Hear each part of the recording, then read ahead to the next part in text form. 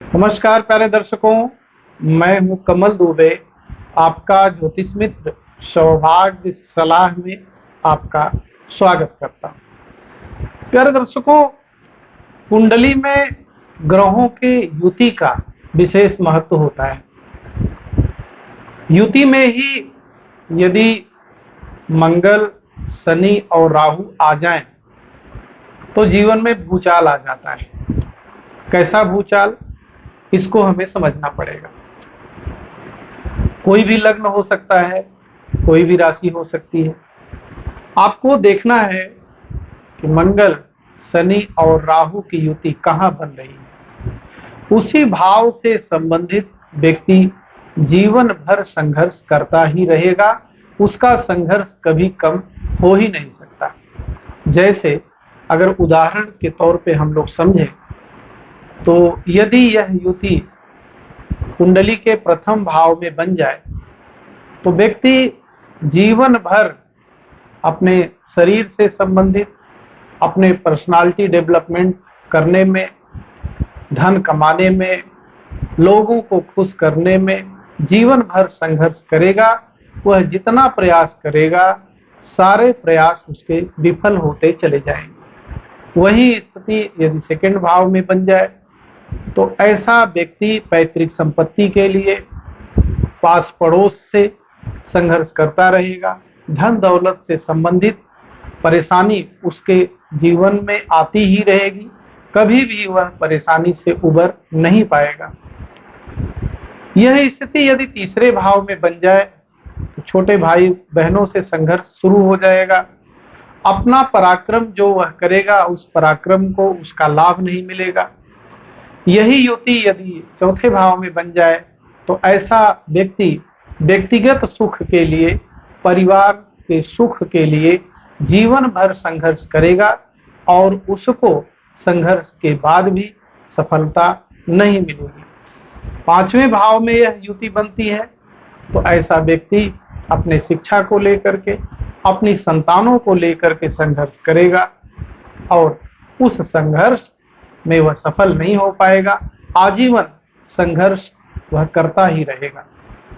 यही स्थिति यदि छठे भाव में बन जाए, तो व्यक्ति रोग, ऋण, शत्रु और अपना जो व्यक्तिगत पराक्रम है, उसमें संघर्ष करेगा। उसके जीवन में न रोग कम होने वाला है, न शत्रुओं की संख्या कम होने वाली है और ना ही उसका कर्ज खत्म होने वाला है। यही स्थिति यदि सातवें भाव में बन जाए, तो व्यापार की स्थिति में संघर्ष रहेगा। उस व्यापार में उसको असफलताएं ही मिलेंगी। पत्नी से संघर्ष बढ़ जाएगा। आठवें भाव में यह यदि युति बनती है, तो व्यक्ति किसी बड़े रोग से ग्रसित होगा।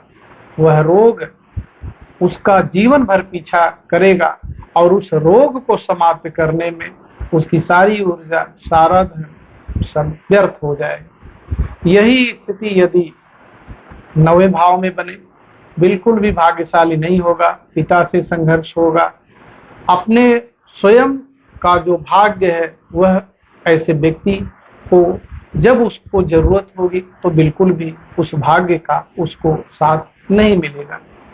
यह स्थिति यदि 10वें भाव में बन जाए, तो ऐसा व्यक्ति बार बार अपनी जॉब चेंज करेगा, बार बार नए व्यवसाय को करेगा और ऐसा करने के बाद भी उसको सफलता मिलना बहुत ही मुश्किल हो जाएगा। 11वें भाव में यह स्थिति बनती है, तो ऐसा व्यक्ति अपने बड़ों से संघर्ष करेगा।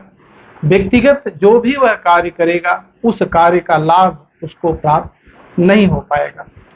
और यही युति यदि 12वें भाव में बन जाए, तो उसके जीवन में जो भी कार्य करेगा, उस कार्य में उसको डिस्प्यूट जरूर रहेगा, उस कार्य से उसको परेशानी जरूर रहेगी और यहाँ तक भी हो सकता है कि ऐसा व्यक्ति जेल यात्रा भी जा सकता है।